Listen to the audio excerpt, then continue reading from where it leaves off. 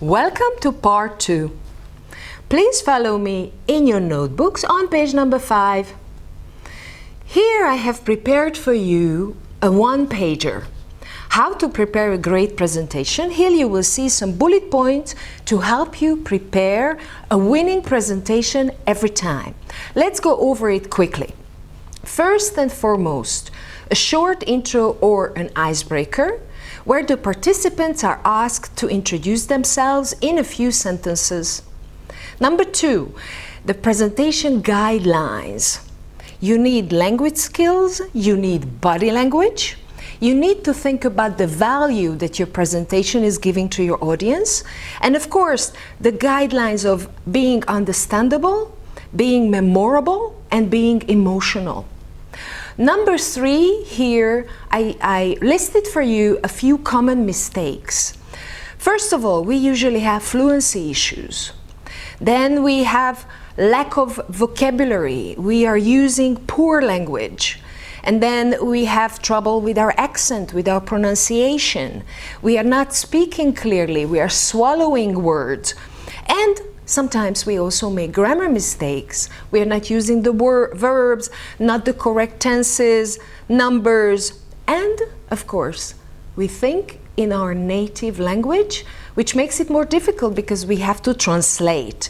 So these mistakes happen when we wish to make a winning presentation, so pay extra attention to them. Number 4 are tips and solutions. How to overcome some of these mistakes. The shower talk, which means speaking out loud, practicing your presentation out loud. And of course, when you're preparing that presentation, do invest in your vocabulary so that you do not repeat the same words again and again and again. It gets boring. You want to use rich vocabulary. You want to use sophisticated adjectives. You want to use the signposts. You want to use idioms. So do enrich that vocabulary before you prepare your presentation. And my number 5 is what actually makes a person a good public speaker. Tell your story with a long-lasting impact, to create some kind of an emotional bond. Come from your confidence, come from your place of power. Practice, practice, practice. Pay attention to your body language, of course. Speak slowly, speak clearly, and speak loud. And have communication skills that suit the situation itself. Reach out to your audience, Make it a conversation. It's not just a lecture, it's a conversation. Let's continue on page number 6. Signposts. One of our major problems when we are making a presentation in English is the lack of connectors and signposts. They are natural when we speak in our native language, but we tend to struggle with them or forget about them altogether when we are making a presentation in a foreign language. We rush through the slides and wish it was over already. Connectors and signposts show our audience what we are doing at any given moment. Using them will make it easier for them to follow what we are saying and will give them a signal for transitions between the different parts of our presentation.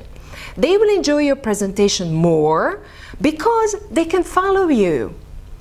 Some of these examples here are, for example, we believe that our audience will follow us, but it's not so easy to grab their attention. So make sure that they follow you by using these signposts.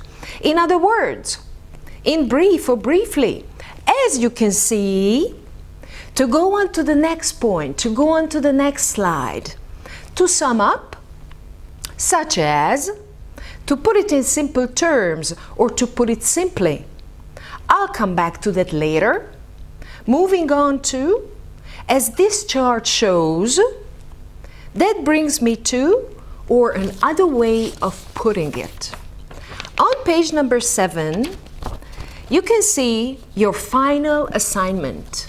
The final assignment of this whole course is a presentation. You are required to send me a presentation, also first of all in writing and then recorded. We will talk about it afterwards when we get to the final assignment of this course. You will see it at the end of this lesson. So, in this chart below, you will find the most common signposts to use when you are building your presentation. Build your slides according to this structure, and you will always make a winner presentation. Think about signposts as exactly what it is, signposts. They give me a sign where I am in my presentation. So when you're building the structure, first put down the signpost. I'm going to start with this, I'm going to continue with this, in between the slides I'm going to say this and this and this, and then I'm going to sum it up. So here on page number 7, I listed for you signposts for the introductions of a presentation. For example, introducing yourself, good morning, introducing your topic. I'm going to give you an overview of, outlining your presentation. The presentation today is divided into 3 parts. Inviting questions, yes? So you have choices to choose from. I advise you to highlight and choose the one that you will be able to use again and again and again until it becomes like an unconscious part of your mind before you're preparing your presentation. On page number 8, I have listed for you signposts for the middle of the presentation, for the body of the presentation. Like introducing the first part of your presentation, finishing a part, explaining and elaborating, talking about earlier or later points in your presentation, recognizing your audience's previous knowledge, as you may be aware of, as you may know, yeah? Focusing audience's attention on the visuals. May I focus your attention on, yeah? Please direct your attention to, and so on and so on. On page number 9, I listed for you signposts for the conclusion of a presentation, for the wrap-up, yeah? Summarizing and concluding a presentation. What do I say? Finally, let's summarize some of the main points, for example. Inviting questions, responding to tough questions, finishing and saying goodbye. On page number 10, you will see tips that I have listed.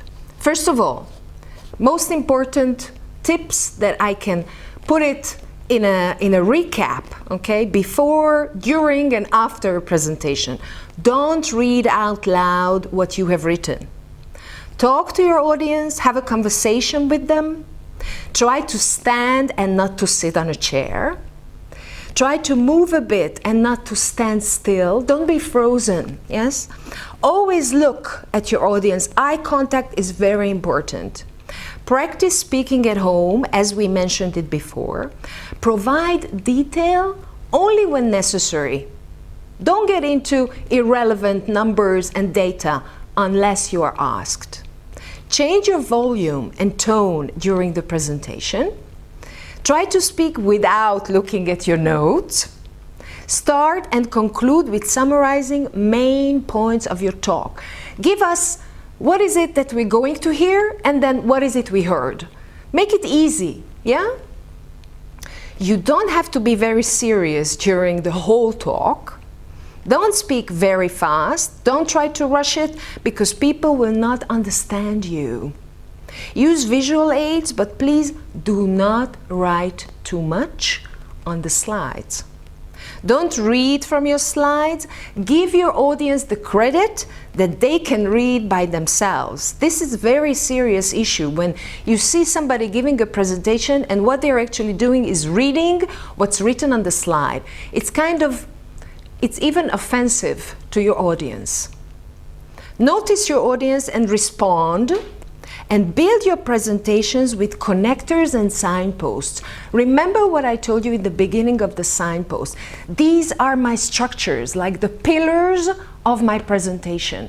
All the knowledge around is built on top of these pillars. Many of us are okay with the part of the presentation, but when it comes to the questions and answers, the Q&A session, we get a little bit too nervous. Why? Because you learned the presentation, you're good in it, you practiced it, and you know that you're going to do it amazingly, but you are scared, what are they going to ask me when the questions and answers will be at the end. So here I have a few expressions, sentences that you can use. I just like to point out or ask, I don't understand what you mean. Can you explain it again? I was just going to ask if. You said that. So basically, what you're saying is that. Are you suggesting that? Do you mean that? Sorry, but I don't quite understand what you mean. Could you just explain that again, please? That's not really what I was saying or what I was asking. What exactly does that mean again? I'm afraid I'm not quite clear what you mean by that. Questions and answers.